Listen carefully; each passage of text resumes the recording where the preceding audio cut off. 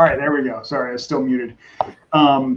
So today I have Staff Sergeant Beck with me. That was a little shorter of a break than we really needed, but we got a comment. Okay.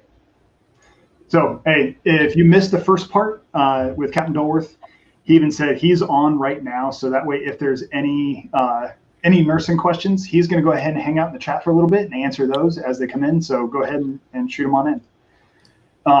But Sergeant Beck, so you are from the Dearborn Station. You are actually the station commander up there. Right, yes. And you are here to talk about HPSP. So I already kind of gave my background. We've heard the background of everybody else. So what's your story? I came in the Army in 2009. I came in as a medic, much like yourself. I was stationed in Korea for 12 months, my first duty station.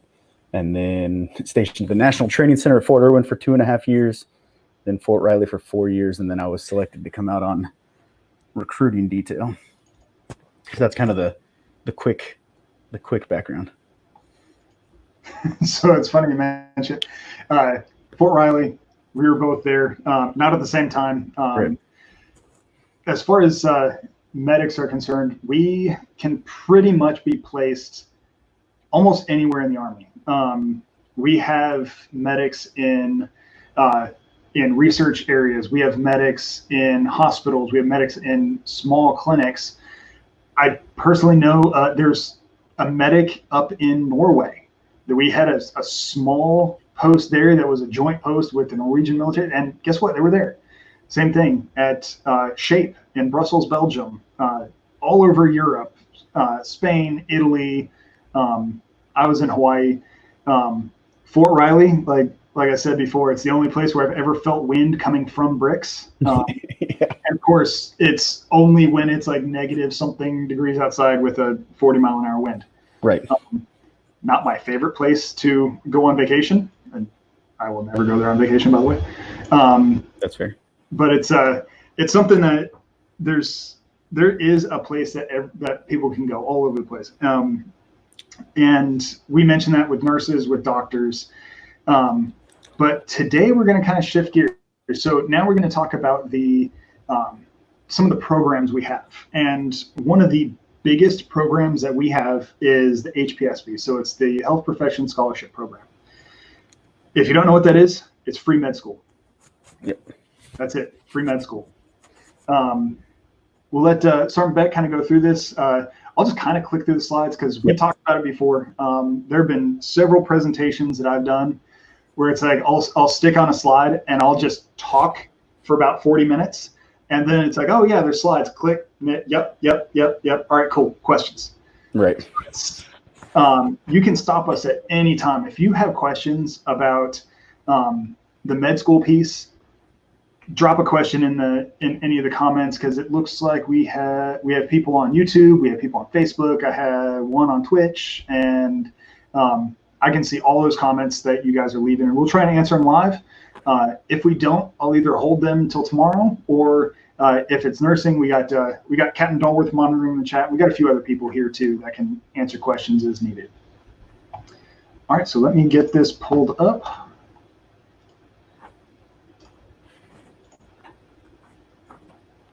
All right, so HPSP. Yeah, and we can probably actually you can probably go into a couple slides if you really want to, as far as I went ahead and put the mission statement, pull out the DA payment, stuff like that on there. So the HPSP scholarship, we're going to refer to it as HPSP throughout the presentation, but HPSP stands for Health Profession Scholarship Program.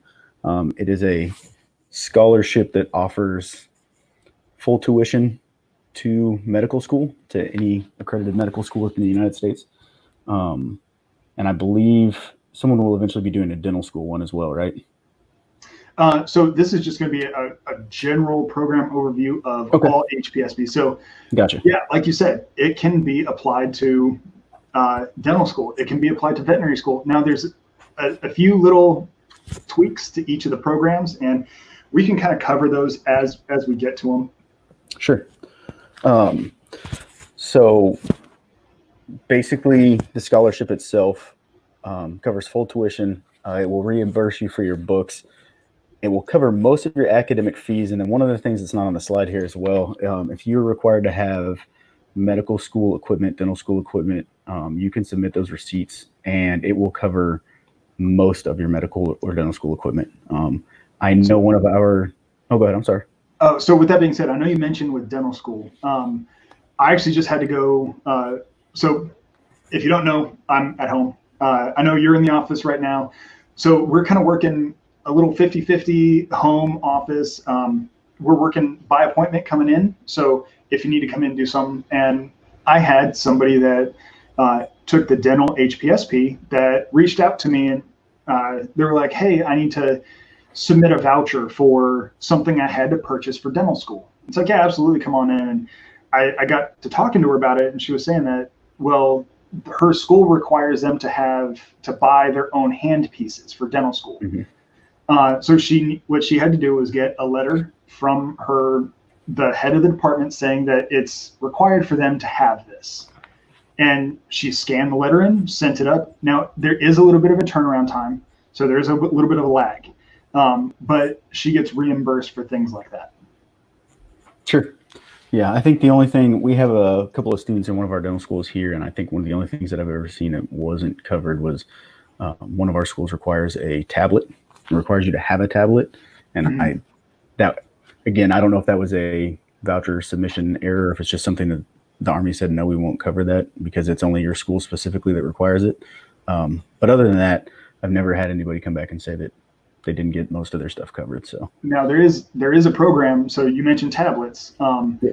There's a program called Laptops for Military Docs. I can't remember exactly how much it is, but it is very reasonable. And what they'll do is they'll rent you a computer for the time that you're in school. Talking to one of the M1s that took this program last year, he even said that they gave him a Surface Book Pro. Okay. Microsoft Surface Pro for one of those, but it's the convertible that you can take the laptop, turn it into a tablet, put it back. So it did fit the bill for what he needed. So there are other things. That's not a strict Army program, but that is something that is available not through us, but through a separate organization as well. Sure. Now explain why, and it says here for 10.5 months. Yep. Why is it 10.5 months? So typically it covers the 10.5 months or the semester hours, if you will, that you are in school. I believe I saw Captain Dolworth touch on, and maybe even Captain Perkins touch on direct commissioning course and Bullock earlier. So mm-hmm. It's 10.5 months because there's an assumption that there's a break in between your M1, M2 years or D1, D2 years. We know that a lot of medical schools and even dental schools are actually going to year-round coursework now. Yes. So the Army's working on how they're going to work that out. But the 10.5 months is because that's for the 10.5 months that you're supposed to be in your medical or dental school year. And then, so you come into the Army as a second lieutenant when you do HPSP. You're placed into the IRR. You would make that second lieutenant pay when you go to your training in between your M1, M2 year or D1, D2 year. So you're essentially brought onto active duty just to go to your training. Right. And with that, again, like we touched on before, you're not going to pay for your travel. The Army coordinates all of that. You're not going to pay for a hotel. The Army coordinates all that. And pretty much you get paid as a second lieutenant. And like I said, we can go back to the pay charts, but you're looking at a little over, what is it, 20? You know what? I'll just have to link it. I don't want to try and pull that sure offhand, but you do get paid your full pay and allowances. Right. It's a little over $3,200. There you go. Active duty pay. Along with the scholarship, if you apply and you're accepted, there is a $20,000 sessions bonus that comes along with it. Just so everybody's clear, it is taxed. Yes. Just like the stipend and everything else that comes with the scholarship. The one thing to know about this is, so we do offer a 4-year scholarship and a 3-year HPSP scholarship for medical school. If you draw the 4-year scholarship, You get the $20,000 session bonus. You owe that 4 years buyback time that we'll talk about here in a little bit. If you do draw the 3-year scholarship and you decide to take the $20,000 bonus, it essentially turns it into 4 years of buyback time. So just so people are aware and you don't think we're lying to you, that's how it works. Yep. We touched on active duty training a little bit. And I know, so that we don't beat a dead horse, Captain Dorth did a great job of explaining it. You will do, if the Army can schedule your training between your M1 and M2 year, or D1, D2, I'm going to refer to everything as M1 and M2 because I have medical school on the brain right now, but they will schedule your direct commissioning course in between those times. They like to knock it out as soon as they can. There's a lot of training that you do have to go to. I believe you already talked about it. It's down at Fort Sill, Oklahoma, 4-week training down there. You will be paid as a second lieutenant, so that's that little over $3,200 that we talked about for the 45 days that you're down there. The course itself it's a general person's course, if you will. You go down there, they're going to teach you AMED history, what it is to be an AMED officer. And that's probably one of those things that one of our AMED officers will talk more in depth about later on in the week, I'm sure, as we stream. It's so the difference kind of between these, when you typically see like basic training, like when you see it in movies, when you see it on TV and in pictures, stuff like that, you're not going there. Tell you that right now. It's right. Like you said before, there's no drill sergeants. You have cadre. You have people that they're facilitating. They're not there to break you down and build you back up as a team. We realize that you're a professional. You have a skill set. We want that skill set. So it's more or less teaching you how to be an Army officer, training you to be that leader, and kind of showing you where you fit in the Army team. And there's a lot of team building exercises. I will say over on our YouTube page, we talk about that with Nurse Anesthesia Jay when we talked about his experience at DCC, because he had just finished it. We also talked to Captain Lawrence as well, DCC in Bullock as a nursing officer. So there's plenty of resources out there if you're wondering what DCC and Bullock are like. You can head on over there, or if you want to get it straight from somebody else, you can call us, text us, go to the link tree, and we can put you in contact with one of our officers, because I'll be honest, I haven't been through DCC or Bullock. I'm not an officer. Same thing with you. Right. But we can put you in contact with somebody who's been through it. Absolutely. I've got 2 officers in my office who'd be more than happy to talk to you at any time. All right. Sorry. Go ahead. Yeah, let me pull this back up. So as far as shadowing, and we'll talk about this a little bit later on too when we start talking about the actual process of applying for HPSP and kind of what you'll go through as an applicant.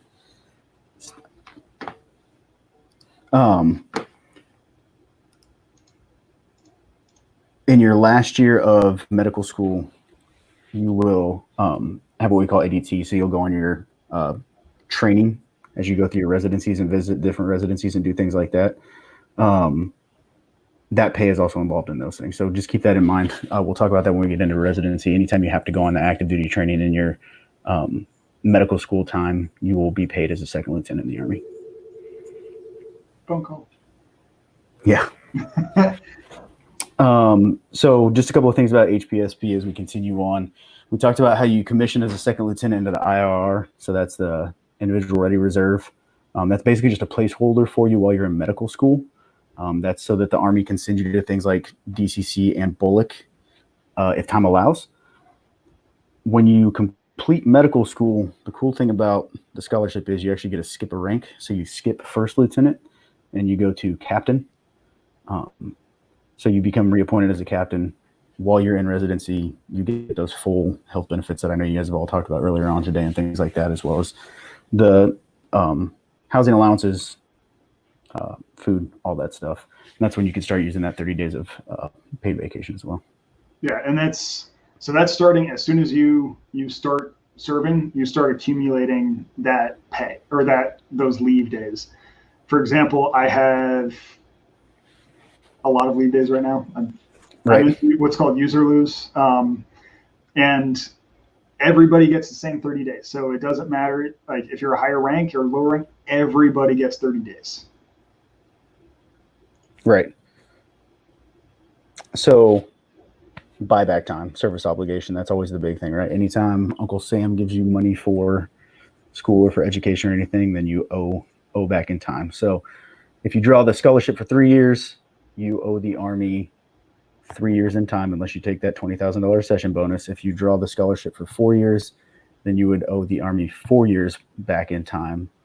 But there is a caveat to that, which is if you get into a residency that is longer than 4 years, then you will owe the Army the length of that residency back in time. So if you go into neurosurgery, right, everybody wants to be McDreamy, right? So if you get into neuro, if you get into some of the longer ones, 6 years, then you will pay back with 6 years time.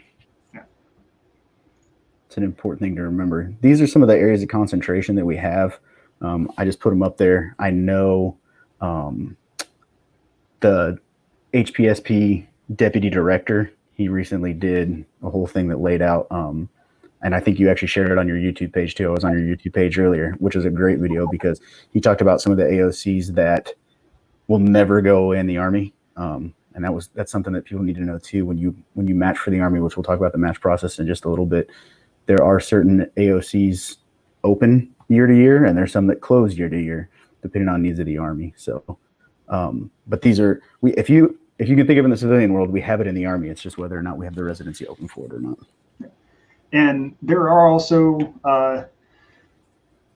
as entry level, there are certain things available. Certain things also become available later on down the line.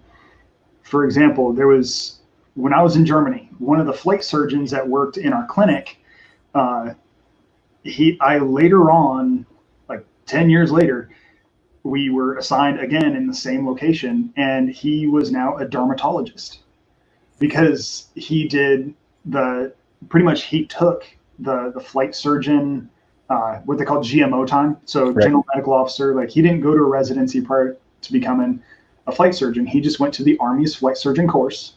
And then it was part of a drug deal, more or less, but he was kind of biding his time to wait for that derm residency to open up. And that's kind of how it went along. He is now actually out of the Army. But I do have him slated to come on to both the Careers in Army Medicine podcast and the YouTube channel. He just moved out into the middle of absolute nowhere in Colorado. So he is actually waiting for his internet line to be dropped to his house, because when I talked to him about 2 weeks ago, he said he was standing out halfway up his driveway just to get a cell phone signal. Gotcha. So as soon as he gets a good internet connection, then we're going to have him on. So that way, if anybody's interested in how those subspecialties work, and I'm also trying to reach out to an ENT doc that I used to work with too, but I still need to get back to him. So definitely hit the subscribe button and the reminder, so that way when we do have new content, new people coming on, you'll get reminded of it. And I'm going to try and do a better job of announcing it ahead of time, so that way if you do have questions, you can leave the questions and we'll make sure we get them answered while we have them on the show. But as far as eligibility, go ahead. Yeah, so obviously the first thing is, if you're interested in the scholarship, Sergeant Sharps has his information going on the ticker at the bottom, so you can reach out to him. He'll put you in contact with somebody who can help you. You must be a U.S. citizen in order to receive the scholarship. You have to have a minimum of 3.2 GPA in your undergrad. Historically, we kind of know, it seems like in our area, the more north of that you can be, like 3.5 in those areas, the more competitive you're going to be for that. Again, it's not written in stone anywhere. Don't say Sergeant Beck and Sergeant Sharps told me. It's just one of those things that we know from processing people over the last several years that I've been here. It's more helpful to have a GPA that's a little bit higher. You must have a minimum of 500 on the MCAT. And I put a minimum of 125 in each of the sections. I believe this last year, and this is actually, I just watched the deputy director's thing. He still had 124 on there. But I believe this last year they bumped it up to 125 because there's 4 sections on the MCAT, and if you score 125 on each of them, that gives you a total of 500 on the overall score. And here's one thing we've seen with that. If I take my MCAT and I got a passing score, and then I decided it wasn't high enough for me, and I retake it again and get a lower score, which score can we use? Which score can we use? Yeah. We use the higher score. No. We don't? Most recent. Most recent? Oh, okay. Good to know. And we ran into that too.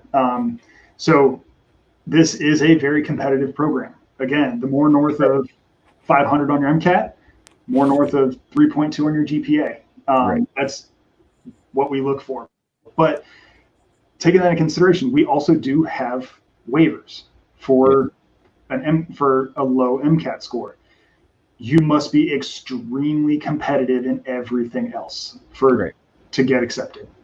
Yeah, if we have to, so we call that a minimum acceptance criteria waiver or a MAC waiver.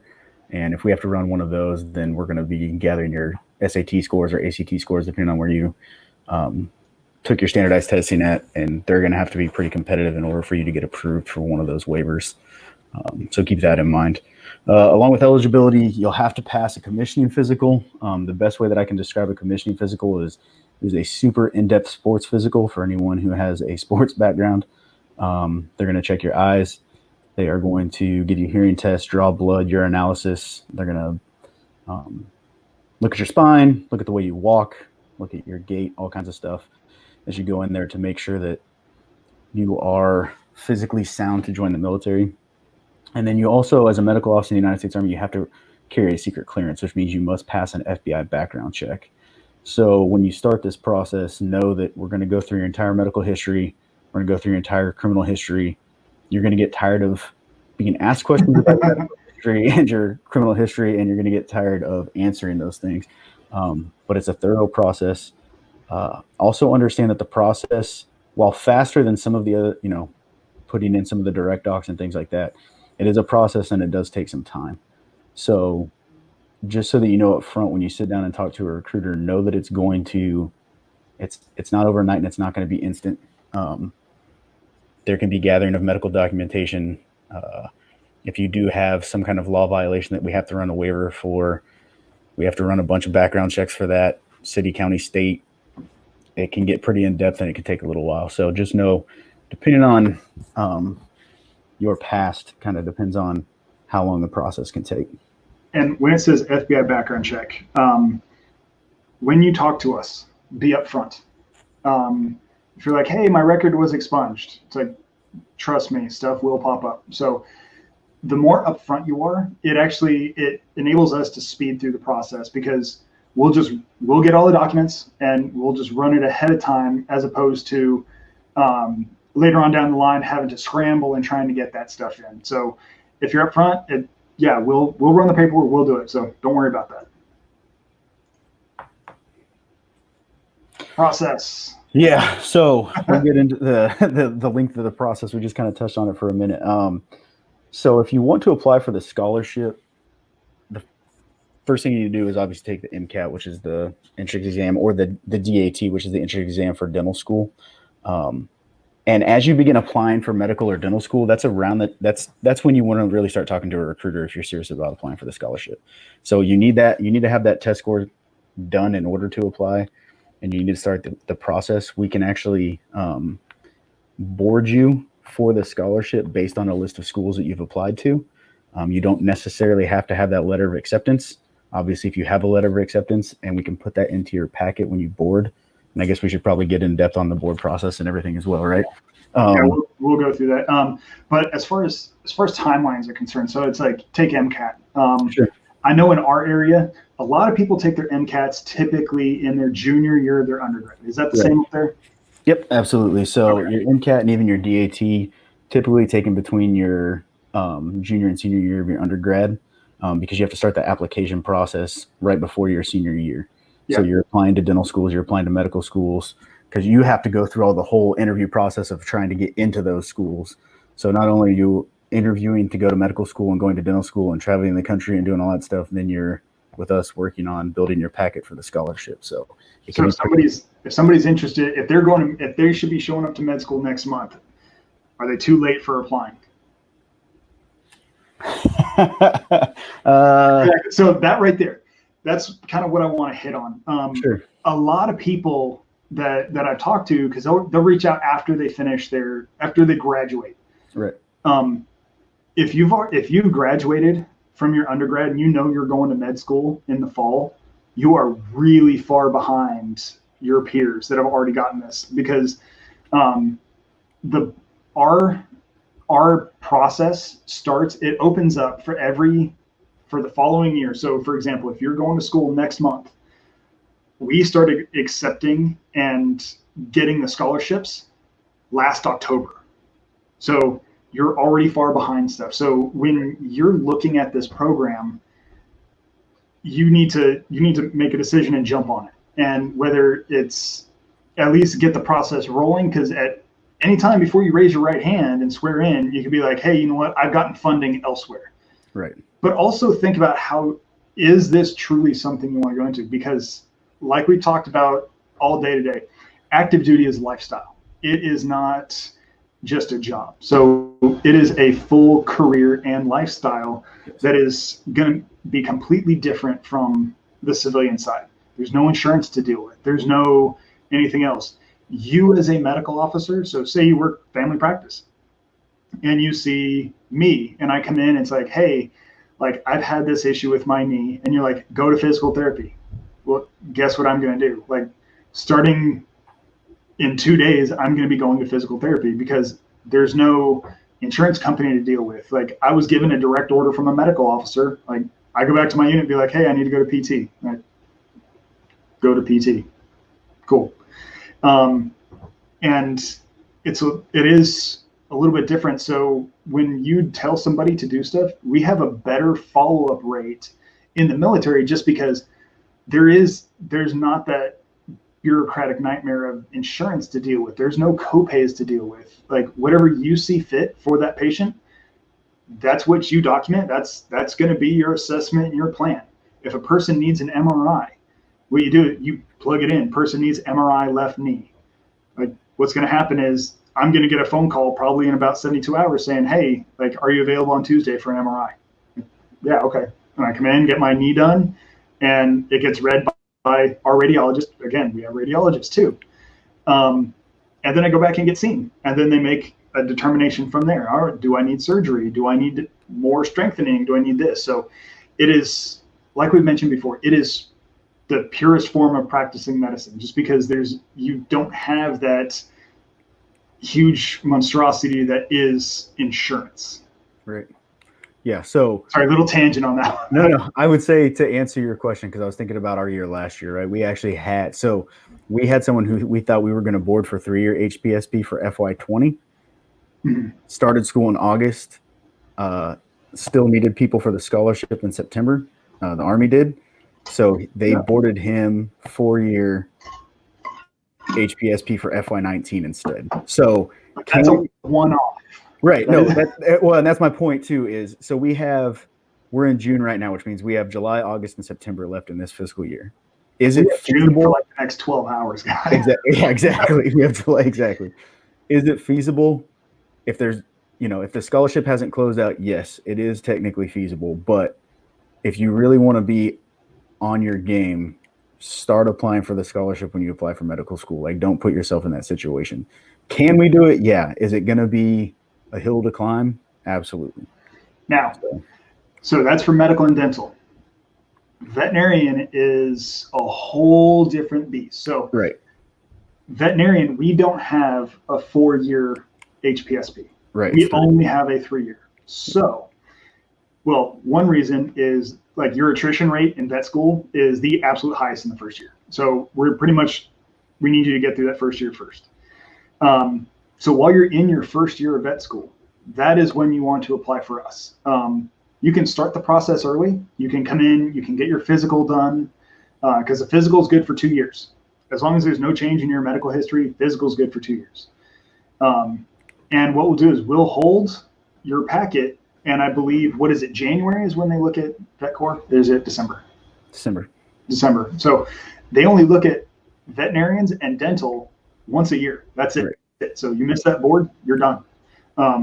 Especially for a veterinarian, it is a one-shot deal. So you need to have your packet done and complete by December of your V1 year. Absolutely, there is no makeups on that. Right. Dental is the same way. You need to have your packet done before, I believe, dental typically looks at in December. This past year, it pushed to January. Right. But with that being said, they only look at it once. So you need to have if you want the 4-year dental school scholarship, that you need to have started in your junior year of pre-med or pre-dental. Right. Unless you want to try for a 3-year, and there's not many spots. So it's very difficult. Super competitive one. Yeah. So as far as the timelines are concerned, that's one of the biggest things that I get asked from students is like, hey, I want to apply for this. It's like, you're too late. Like, if you've already been accepted to med school or been accepted to dental school, you should have applied 6 months ago. Right. And we've run into that issue with a few people, but there are other pathways, and we'll kind of talk about that at the end of this. So what happens after, like, if I don't get picked up to med school, like, or what can I do? HPSP, what can I do? Exactly. Gotcha. Perfect. All right, go ahead. Go ahead and cover the ROTC thing, because we do have several people that say, hey, would going to ROTC give me a leg up on this? Okay. Yeah, that's a great question. So for ROTC cadets who, and I'm not a ROTC expert. I haven't ever worked ROTC, but I understand how it works. And I have Captain Ball in my office who actually was part of ROTC. So if you have any questions, I can definitely put you in contact with him. But basically, because you've already incurred an obligation because of your ROTC contract, if you apply for medical school and you get accepted and you're applying for HPSP and you want that scholarship, we basically have to put you in for what we call an education delay, which is saying that you're going to also delay the buyback time for your ROTC contract.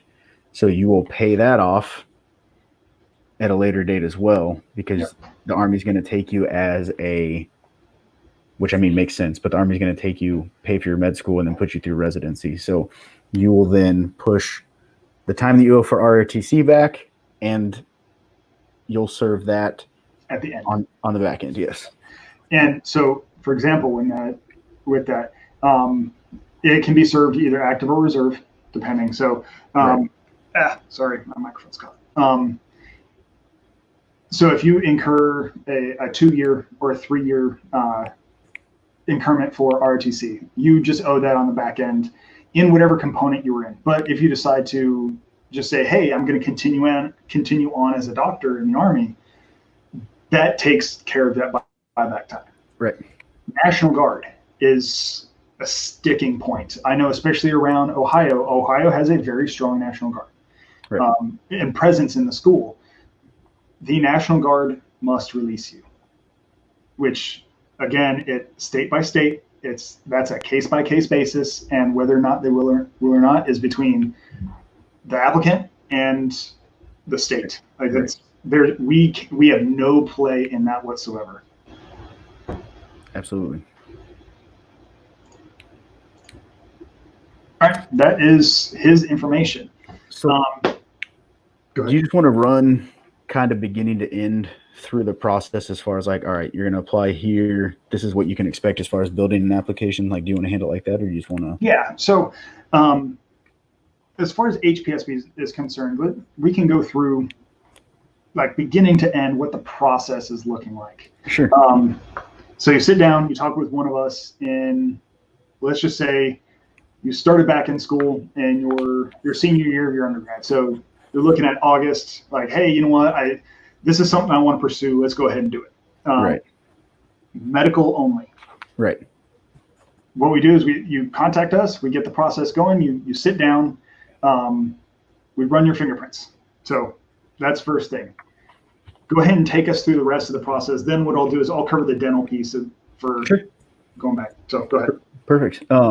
So basically, we're going to ask you for what we call source documents. We're going to ask you for birth certificate, passport if you have one, if it's applicable, marriage license if you're married, birth certificates of any dependents if you have a divorce decree if you have one of those as well. There's going to be a stack of things that we're going to have to ask for, a social security card, things that we need in order to start the process, as well as This is a big one for us because we get people caught up in this all the time. We need transcripts from everything you've done in undergrad. So if you took, I'll use our area as an example, but if you took 1 credit during the summer at Oakland Community College, and it shows up, right? And it is a credit that was given to you when you went to University of Oakland. You have to have the transcript for that. We need all transcripts, all of them. Because we do run into that sometimes where we think we have everything we're supposed to have, and then it comes back down. Nope, they attended Hutchinson Community College for one hour, and it showed up on their Wayne State transcript. Yeah, I was in a bowling class for 1 semester. Right, exactly. So we need all transcripts. We will need the official MCAT scores. So you will log on to the website.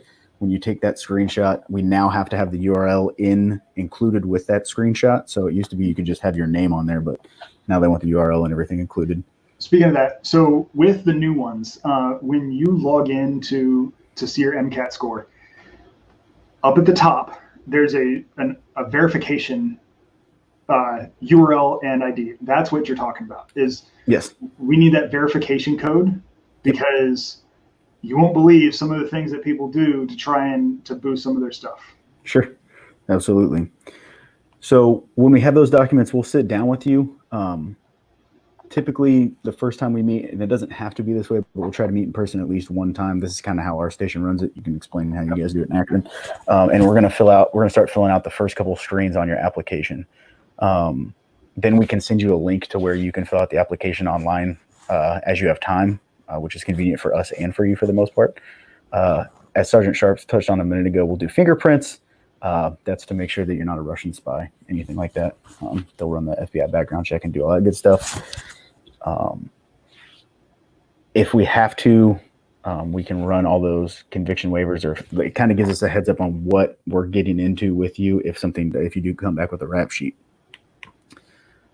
You can fill out that application online. The biggest one for us is going to be the physical screening criteria. When you get to that, it is 11 pages within one screen, and there are multiple questions on each page. It prints out a form for us that we call 2807-2. Doesn't mean anything to anybody applying, but that's jargon for us. And that's really the big one.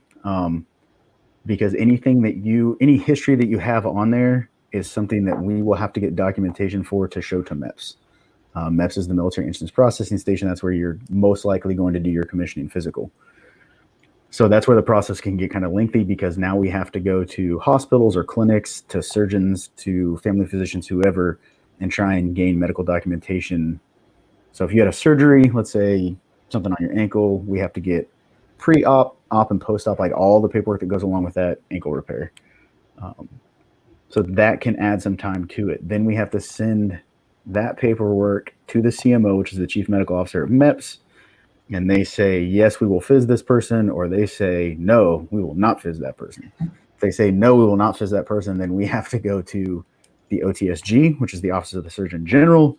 We request a 507, which is, again, just another form number for us that says we want this person to phys. We wait until the OTSG reviews that paperwork, and then they say, yes, we want this person to phys, or they say, no, do not pass go, do not collect $200. If they say no, that means the process stops for you. You're not physically qualified per the Army standard. You can't process. If they say yes, then we send that 507 back to MEPS. MEPS will see you. They will most likely, not always, but most likely tell you that you're permanently disqualified, which then means we have to go back to the Office of the Surgeon General and push up a medical waiver. These are things that can happen. Again, they're not all things that will happen. They just can happen, and they can extend the process. That's why I said make sure you go ahead. A lot of this also is very behind the scenes. So that's what we do, is right. All this paperwork and this processing. You don't really see it. It's just going to be a phone call from us being like, hey, I need this medical document. Can you get it to us? Right. Drop it off to us. And then there's more stuff we have to do. And there's a lot of back and forth. And I mean, it may take a little bit of time. And some people I've worked with, it's just like, hey, what's going on with this? Hey, what's going on? It's like, honestly, like we're at a waiting game. There's not much we can do. There are certain pieces to the process that we don't control. all the time. That would be MEPS. We definitely don't control that, and how fast the Office of the Surgeon General will move during the process, or how fast Health Service Director will move during the process. So those things kind of require patience. One of the things we need to talk about as well, you're going to, as an applicant, be asked to write a statement of motivation, telling why you would like to be a physician in the Army. Not just, hey, I want this scholarship because I want to pay for medical school, but why in the long run you want to be a physician. Most of the stations, I believe, I know we do, we have a document that we can send you that will kind of give you a rundown of what it is the Army is looking for in that statement of motivation. We'll also be required to give us the names of 3 to 5 people who can write a letter of recommendation for you.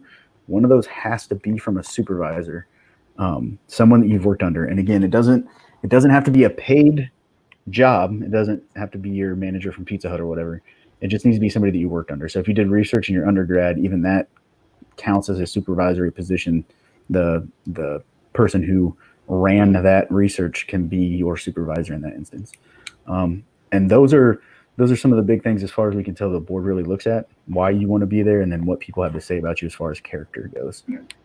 And we also have a document that we will send to your letter writers that kind of says, hey, this is what the Army is looking for as far as a letter of recommendation go. We also know that if you know someone in the Army who's prior service, those letters are helpful. Oh, yes. Very, very helpful. So you gather those things for us. We build your packet. It is an electronic packet. We have to scan in all kinds of documentation, medical documents for you. We're going to send you a .22, which again is just a form down the road. We're going to send you a bunch of paperwork that you're going to have to sign and date and send back to us. We build this packet, and then your packet gets sent to the board. And we've talked about the board a couple of times. With the MedCorps HPSP, you can board anytime there's an all-corps board throughout the year. So I actually just got a text, and it is, can Army Reserve officers apply for HPSP Scholarship when accepted to med school, and what is the process? Yeah, so the process is going to be, oh yeah, I'm sorry. Go ahead. Yeah, you absolutely can. It's going to, it will require a 368, basically releasing you from the reserve into, you're going to go from the reserve back into the IRR, but it still requires a 368. So I would say, depending on your relationship with your reserve chain of command will kind of dictate how easy that process is. We know that it now has to go up to the first general officer in your chain of command in order to get it signed off on. So if you want to apply for the scholarship, that's something else to look into, because that's going to take time as well to get that 368 signed off on. And one of the other things that he mentioned, so because he is an Army Reserve officer, he can also utilize his PHA. Yep. So for the physical piece, so you're not going to have to worry about MEPS. Right. Correct. If you're enlisted, you still do. Yes. Don't ask me why. We've been fighting that fight for a while. Right. But yeah, if you're accepted to med school, you can absolutely apply for HPSP. So I know you shot me the text. I'm actually going to reach back out to you afterwards. I can put you in contact with somebody who's local to you, and that way you can get everything, all your questions and everything answered locally. All right. So I know we kind of cut in. So you finish up MEPS, you finish up a whole bunch of paperwork, because we're the government, we like paperwork. Right. So we get you physically qualified, right? We got you physically qualified. We built your packet goes to the board. And so when we talk about the board, like you've been hearing it for the past 5 hours now. So the board, what is it? It is a group of senior AMED officers. So AMED is Army Medical Department. Each board is divvied up into, like, if there's a specialty, so like if you're going to look at veterinarians, there's going to be a representative from the veterinarian corps on that board. If it's an all-corps board, it's probably just a mix of everybody. But what they do is they sit down and they look at you as a person. So instead of you traveling down to Fort Knox and standing in front of a bunch of senior officers saying why you should be an Army officer in this field, you're doing that on paper. So if your letter writers for your letters of recommendation, if they think you are the absolute best person and an absolute godsend to this hospital or this group, it needs to say that. Like they need to be upfront honest. Like if you get a kind of a meh letter from somebody, throw it out, find someone new. Right. That's the best thing. So, and also your statement of motivation. Why do you want to do this? Not what the Army can get for you. Like, right. What are you going to be able to get? Like, what is your drive? What made you want to be an Army doctor to begin with? So, right. And it's honestly, it's the personal stories from the people that we've put packets through. It's the personal stories that actually get more acceptances than just saying than the generic, like, I want to be an Army doctor because I will be the best doctor in the Army. Like, no. Put a personal touch to it, because again, we're all people too. We all have our own backgrounds. We all have reasons why we joined. And it's the same thing on the officer side. So you need to be able to portray that and put it and make sure that the board members know that. So that's what we mean by the board. And I know you're going to hear it more and more over the next 2 days. Right. It's good that you got that explanation out of the way now, though. So after the board, the board happens. It typically takes 2 weeks before we get a response back. Yeah, on a lot. There's a lot that goes into it, right? A lot of stuff that we don't control as far as that goes, but it'll typically depend on time of year, how busy HSD is, what they have going on. But yeah, I tell people 2 to 3 weeks. 2 to 3 weeks. Yeah, if we're doing well. I have seen it be a little bit longer than that, but typically it's 2 to 3 weeks. And that's just saying that the board has accepted you. Right. Now you need to wait a little bit longer for what's called the scroll release. So that's right. That is when he mentioned HSD. That is our Health Services Directorate. That is pretty much the gatekeepers to bringing in new medical officers. So after the board says, yeah, you're good, you need HSD to completely review your packet and say, all right, we've reviewed everything. Everything's in place. Now you get what's called an offer letter and a scroll release. So once you get the offer letter and scroll release, each station does it differently, but what does Dearborn do? Well, we kind of BC, so before COVID. Right.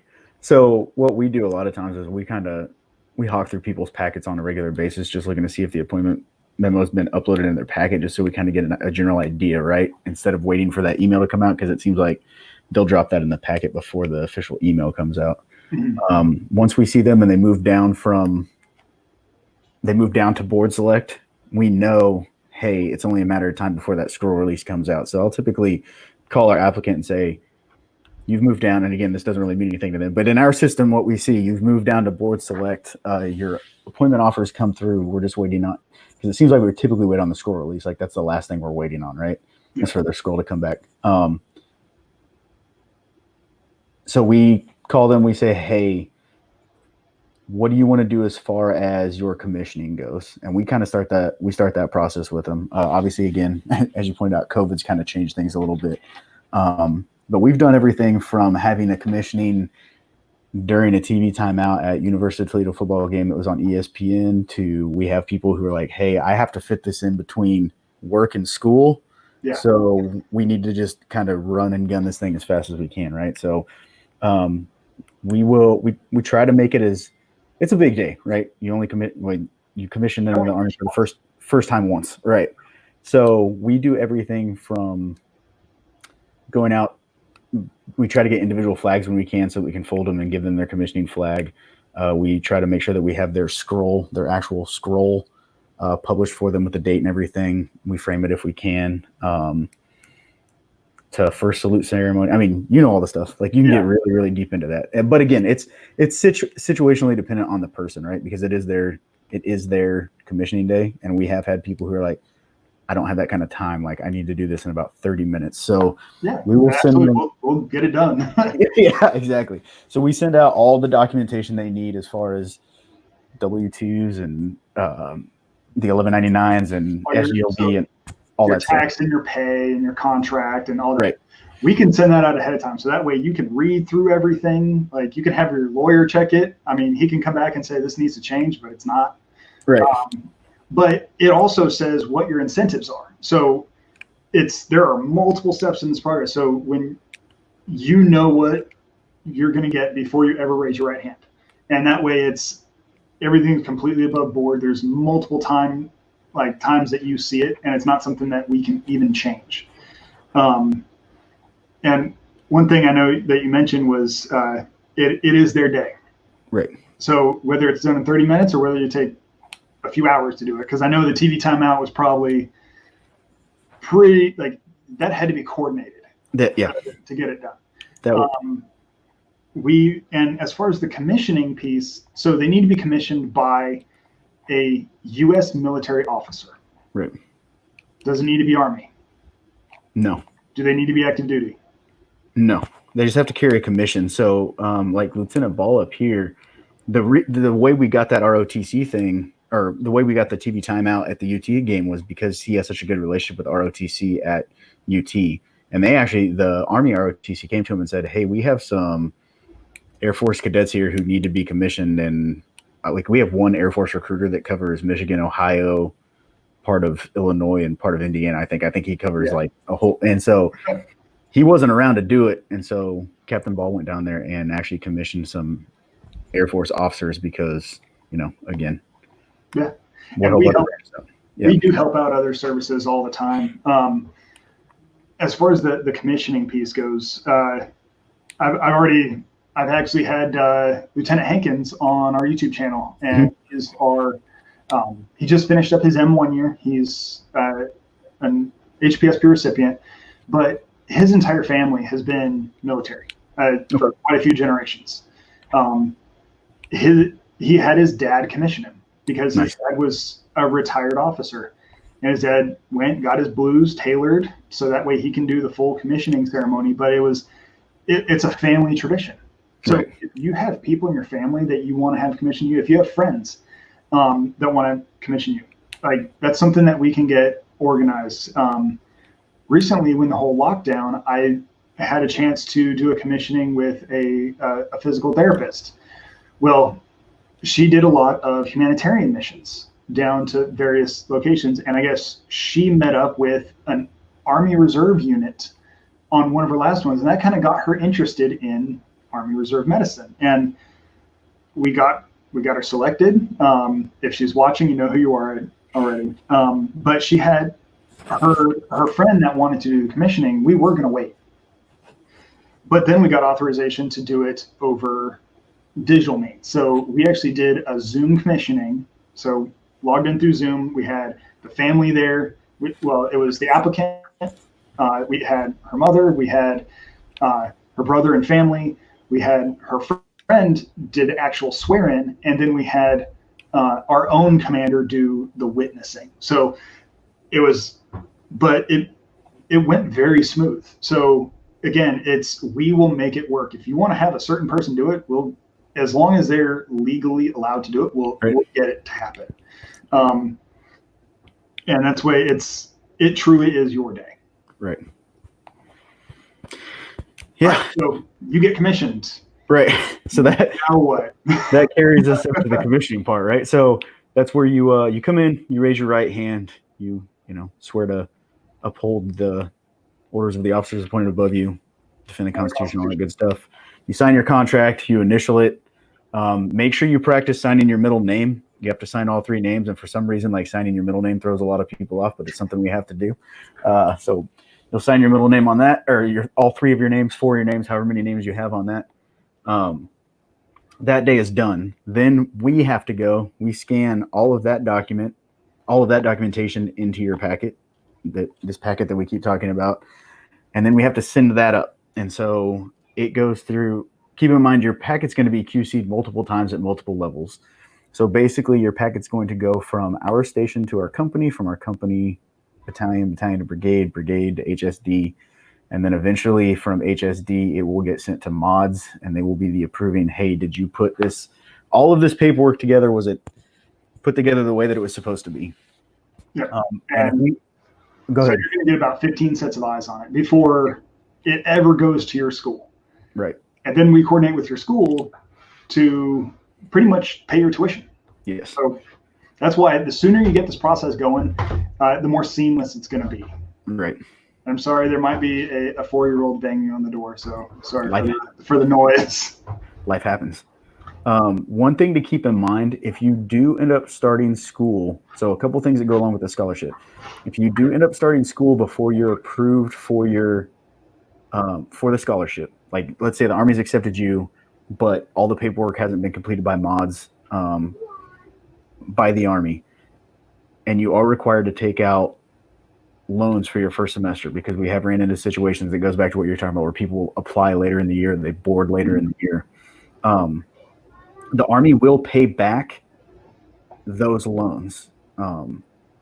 As long as those you can show that those loans were for medical education, the Army will pay those loans back. The only thing you will be on the hook for is any interest that's been accrued in that time period, which again, it shouldn't be very long before the Army. I think worst case scenario I've seen, it took about 6 weeks, and that was just because of when the person applied. Again, they applied later in the year. The other thing that you need to know is your stipend that comes along with the scholarship. It will get back paid to that day that we commissioned you, because we do it all on the same day. So we sign take the oath, right? We do all that on the same day. So it'll go back to that day when you swore into the United States Army. That's when your stipend will get back paid to. So that was just cool. And so I know some people were saying, or you mentioned like taking out student loans. Now, certain schools, and I know one of them, for example, was OU for Heritage. Mm-hmm. It's a DO school here in Ohio.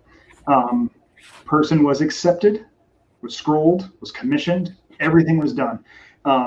They HSD, so Health Services Director, was just a little delayed in getting the payments. Okay. Each school should have an HPSP coordinator.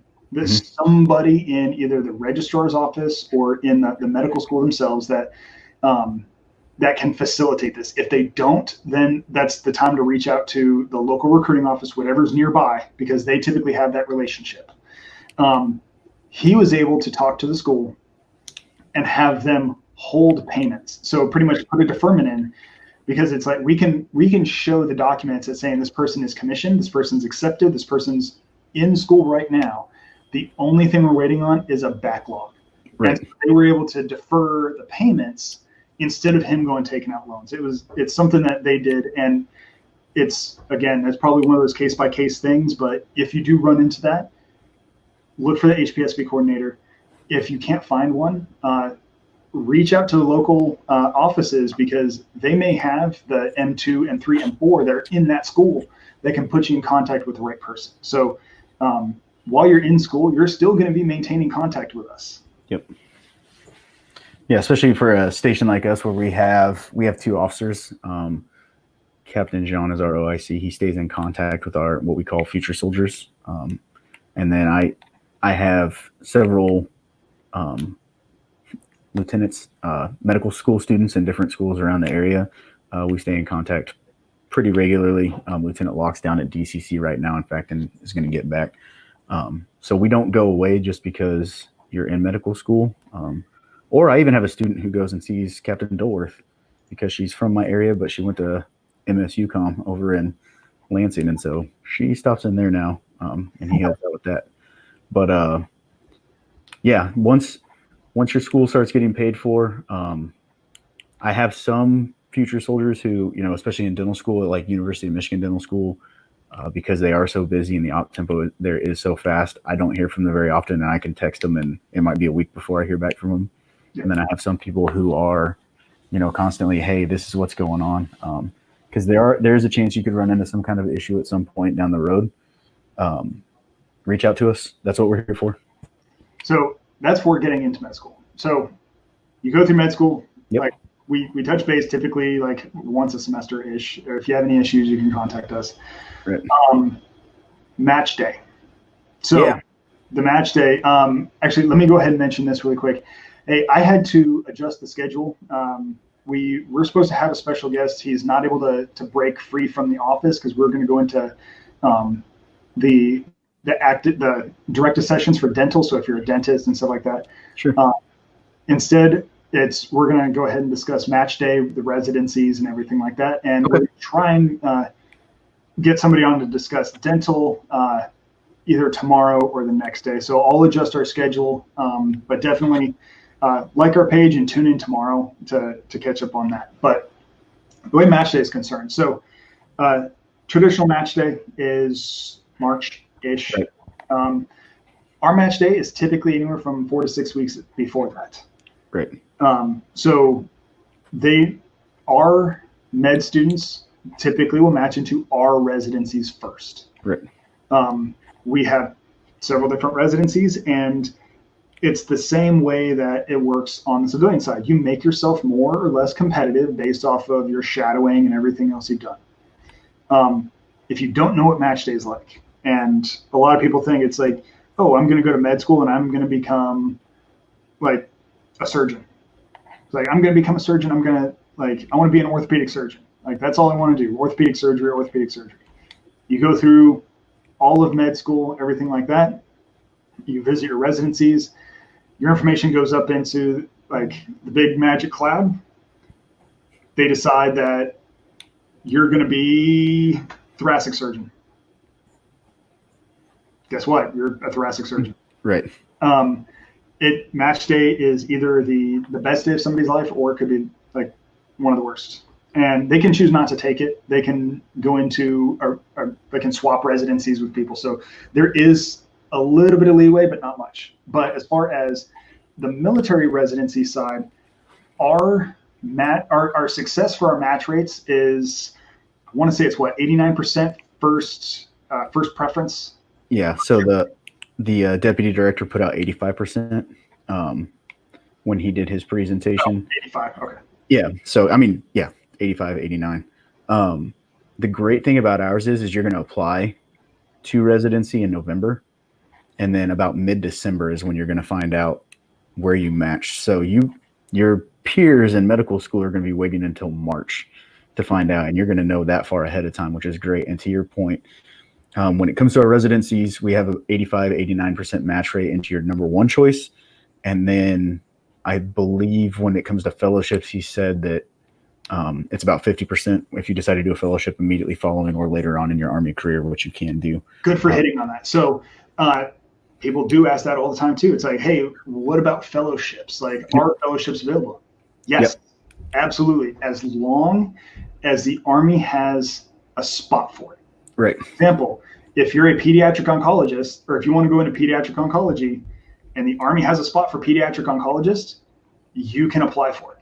Right. But again, it's one of those things that the Army has to have a position, or else they're not going to pay for it, essentially. Right. Absolutely. And that's a little bit, that's also what's different about the Army as far as applying to residencies. It's going to be year to year. So the class group before you may have some residencies that are available to them to apply to, that when it comes time for you to apply, might not be there, because again, a lot of the stuff that we do is needs of the Army. I try to tell applicants to keep an open mind about medicine, because I think a lot of, having not gone through residency, let's keep that in mind, but having talked to people like Colonel Huntermark, who used to be the HPSP program manager, she did a great job of explaining how when she went into medical school, she thought she wanted to be an OBGYN. And then after doing, her rotations through that, realized now family medicine's more kind of along the lines of what I want to do. So I understand people, again, everybody wants to be a neuro, but not everybody's going to be a neuro. So make sure that you have those second and third choices, because those might be the ones that are going to be available to you when the time comes to apply. And some of the other things, like we're saying that I mentioned with previously with a buddy of mine, absolutely great flight surgeon and also great dermatologist too. So let me kind of backtrack. So this program is for Army. It's for Army, Navy, and Air Force. Right. So full disclosure, all three branches have this. Right. All three branches get paid the same. Right. At the same locations. So because we're now under the Defense Health Agency, like we're talking Tripler before. When I walk into Tripler, you see all three uniforms walking around. Walking into SAMC down in San Antonio, all three uniforms. Walter Reed, same thing. Bethesda, same thing. So you can't really get sold on quality of life either, because you're all in the same locations. Right. There are a few little tiny differences here and there. One, which uniform do you like wearing better? Right. Like, do you want to go buy 6 uniforms or do you want to buy 2? Right. So there's that. Yep. We also don't have what's called mandatory GMO tours. So it's where you go to med school, you're a general medical officer with no specialized training, working that for a year before you ever get to go to residency. Now, you can, in the Army, again, like I said with the flight surgeon, so there is a possibility that you can go flight surgeon waiting for that year group to open back up, which is what has happened in the past too. So dermatology, if we need it, do your flight surgeon pretty much biding your time and waiting for that year group to open up and then applying. Right. So there are ways around everything. And that's why it's great to have this. So if you do have any questions, I see we got another jump in viewers. If you have any questions, please post it. We'll try and address it now. I purposely hit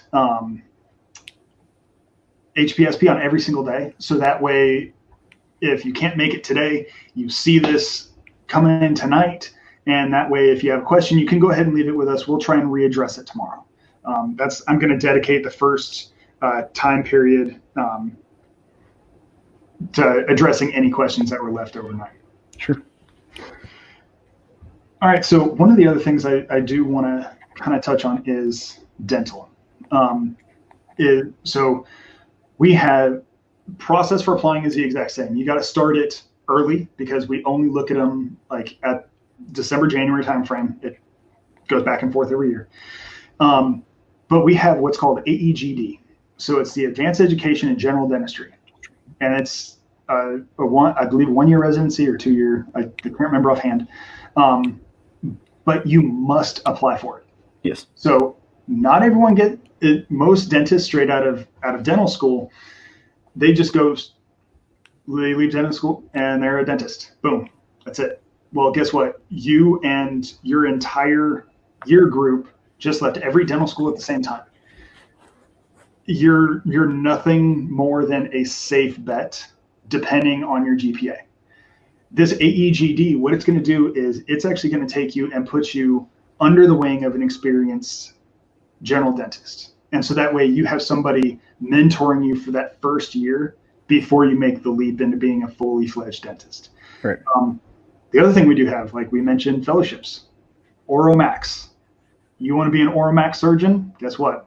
We have a residency. So that is, and it's pretty much held for the HPSPs. Right. What it boils down to. Yeah. I'm sorry. Go ahead. I was just going to say the biggest thing with the Army is remember, you pay for your education with time. So yes. Anytime that you do something like that, and the Army's going to pay for you to advance your education, you just owe more time. So if you're willing to give up the time for it, you can really. The great thing about the Army is that it's really based on your drive and what you want to do. So it's going to be how competitive are you with your peer group when it comes time to do those things, which some people really like. I'm one of those people that I can appreciate that, and some people don't. So that is one of the great things about it is you just pay back in time. Yeah. So one of the things, and then the next piece we want to kind of go through is your payback time. So we went ahead, we said the process. This is what it's like in medical school. This is what it's like going through residency, whether you want to wait, whatnot. I do highly encourage you to do your own research. Most people that come to us that want to do this, they know what they want to do. And then you go into residency. Once you get out of residency, you are now a doctor in the Army. So payback time, like we talked about before, it's the length of med school, the length of your residency, whichever's longer. Right. So if you do emergency medicine, which is 3 years, and you do a 4-year med school, you owe 4 years. Right. If you go into being an orthopedic surgeon and you have an 8-year residency, you're going to do 8 years. So that's the way it kind of boils down to. And as far as retirement, when do you start accruing that retirement time? So the great thing about it is you actually start the time that you're in residency actually counts towards your time for retirement. So let's say you draw the scholarship for 4 years, you're in med school and the IR for 4 years, and then you do a 6-year residency. you're going to owe back 6 years for the time of that residency, but you actually have 12 years towards retirement. Yeah. So you could end up doing another 8 years in the Army and retire if you really wanted to, if you decided to go that route, which is pretty awesome. And here's a big shock. You're still a doctor. You're still a doctor. Absolutely.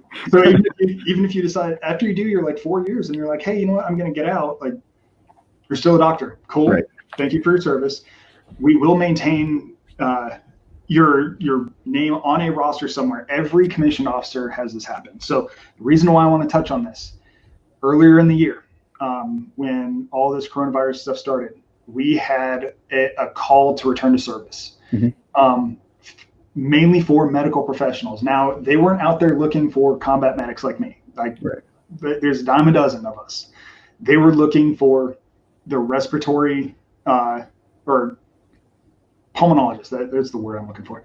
Pulmonologist, crit care, ICU doctors, ER doctors, anything that would possibly helping with the coronavirus thing. They were actually reaching back out and seeing if anybody wanted to come back on active service for a set time period. So it's like, hey, we really need some doctors. And what they'll do is they'll start going back and reaching out. It's like, hey, I understand, like, you just left a few months ago. Like, can you come back and help us? We have this stuff going on. We'll bring you back on. Here's a briefcase full of money.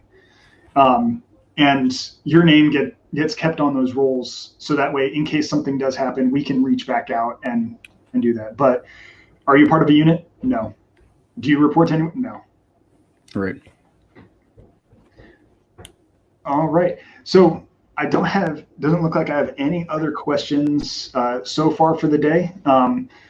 We did run a little bit long, but like I said, we had to kind of shuffle our schedule around because dentistry wasn't really, we weren't able to get our special guest.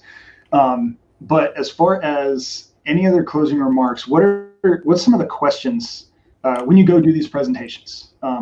I do them at places like AMSA, Phi Delta, right. Any sort of pre-med clubs, anything like that. So if you're part of those pre-med clubs, by all means, reach out to us and get us scheduled. What are some of the main questions that they ask if we didn't cover it already? But what have you seen? I think a lot of the stuff you touched on a little bit ago. The people that we're typically that we work with that are going to apply for the scholarship are usually people who've done a lot of the research up front, right? As far as what the scholarship offers, they're in forums on Reddit. They're looking all over the place to find out who's done what. So we get a lot of just general Army questions, which I think are really important to ask too. Where can I be stationed? Do I get a choice in duty station?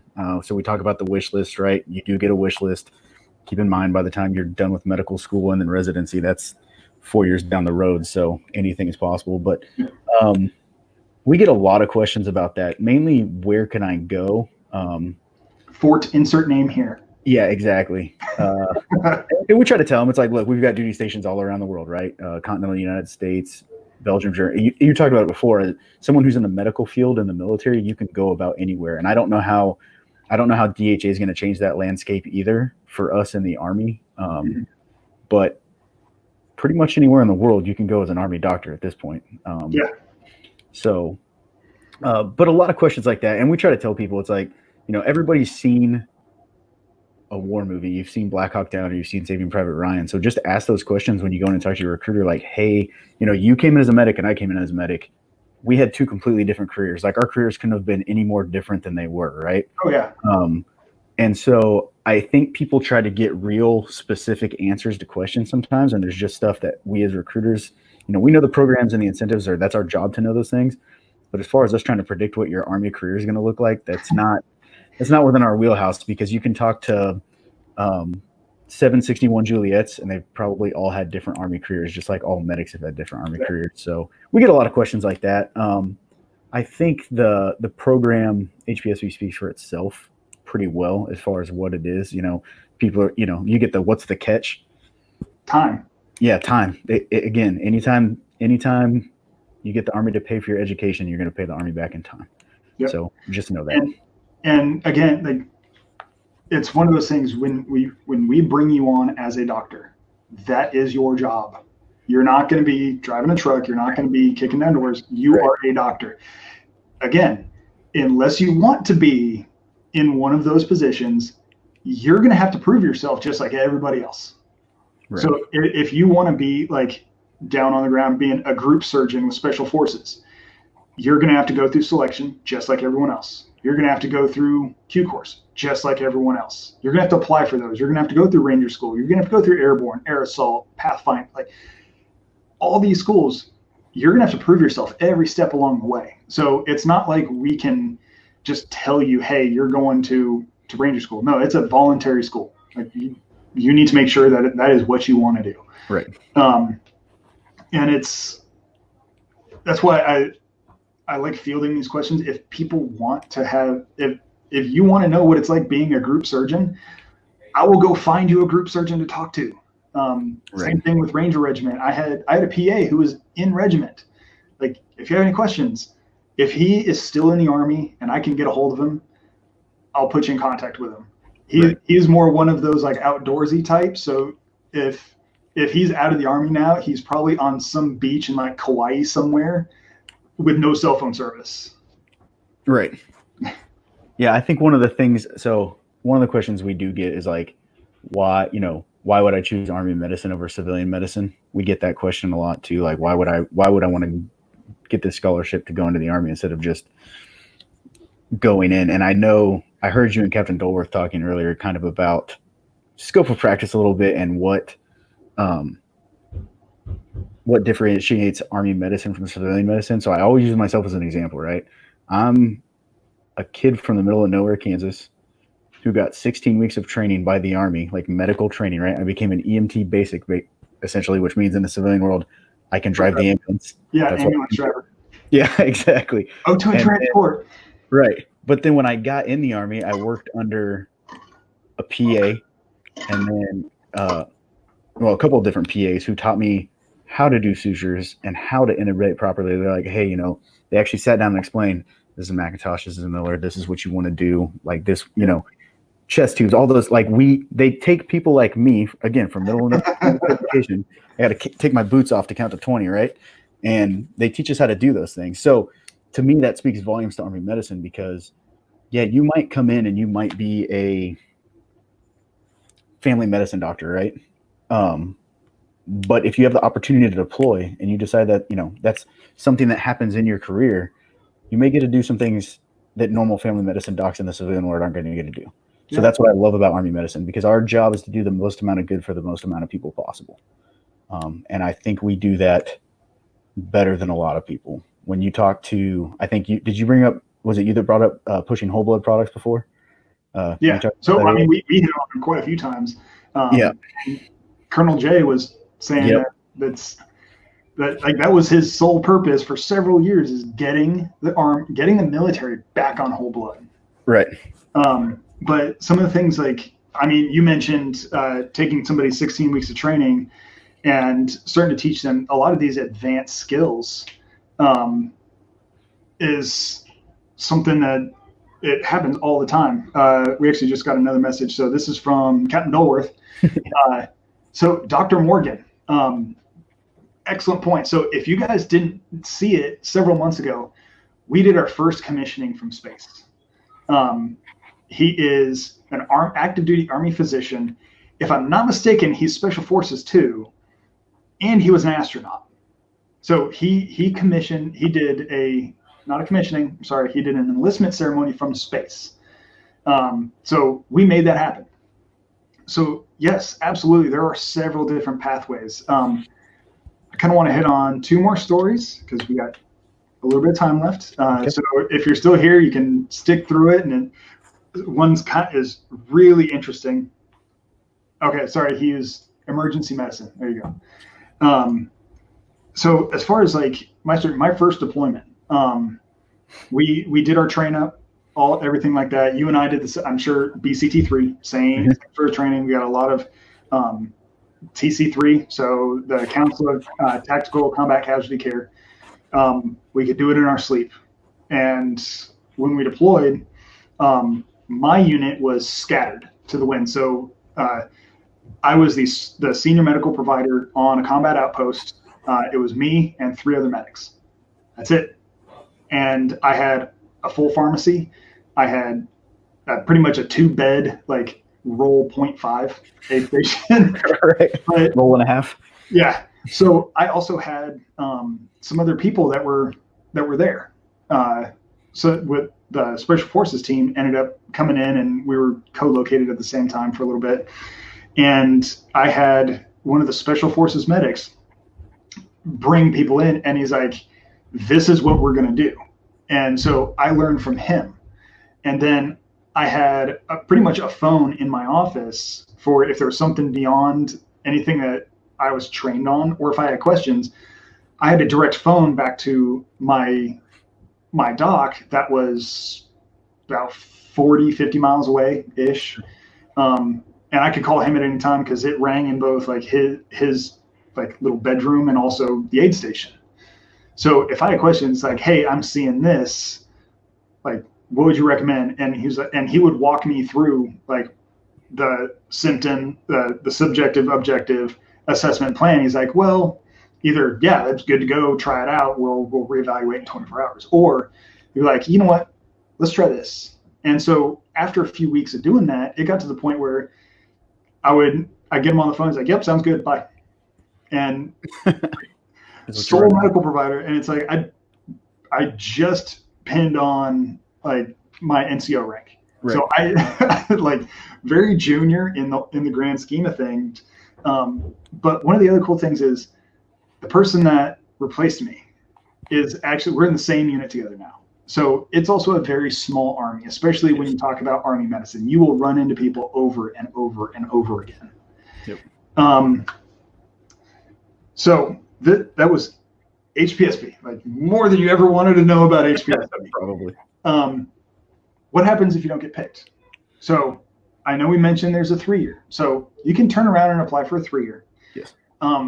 There's also a different pathway. So this is all active duty. There is a way for on the reserve side. So it's MDSSP. So it's medical and dental school stipend program. Yep. Yeah. Yep. Go ahead and give us kind of a brief overview of that. So MDSSP, as you already touched on, it's a reserve incentive. It is the stipend that comes with the scholarship.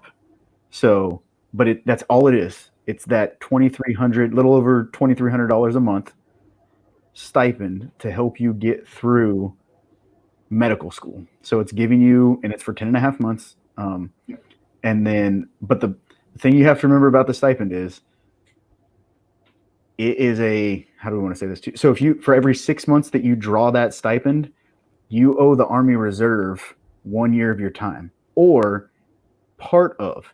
So if you draw it for 6 months and 1 day, go ahead and draw it for 12 whole months. Because if you draw it for 6 months and 1 day, then you owe 2 years. Yeah. So, but you can roll that straight into what program? STRAP. Exactly. So STRAP is also it's another reserve incentive that also provides you a stipend during residency. Yeah. And at the same time, you can start qualifying for student loan repayment. That's right. So these things we're going to go into to STRAP later, so I don't want to touch too much on it now, but just so you guys know, STRAP is a stipend program. So while you're incurring the STRAP obligation, you can also get your student loans paid off. Right. And then once you're done with residency, you start doing your payback for your STRAP obligation. So you get the stipend, you get your student loans paid off. And again, what's the catch? It's just time. I think we're going to go ahead and end it a little early today, just because, like I said, we had the timing conflict. I saw a little bit of a boost of viewers toward the end. So if you do have any questions, go ahead and leave us a question, leave us a comment. I'm going to go back through all platforms and see if there's anything else that anybody wants answered, and tune back in tomorrow. So we're going to start it again about 10 Eastern. Any closing words? No. Yeah, just if you guys are interested in anything, like I said, ask questions. That's what your recruiters are there for. And we may not have all the answers for you right away, but we know people who have the answers. So we will do everything we can to get you I know Sergeant Sharps and I, we don't want to give you misinformation. We want to make sure you know what you're getting into when you get into something. So, and ask questions. He's in the same mindset that I am. We have worked in Army medicine our entire careers. Yeah. So it's to the point where we have a vested interest in it too, because again, you guys might be treating our families. You guys might be treating us. So it's something that we do. We're a little picky as well. So we do want the absolute best person. But if anybody has any questions, leave us a question, comment, go ahead and text me. Any other links we talked about today should be on Linktree. And go ahead and join us tomorrow. We'll be back around 10. All right. Thank you. Thanks.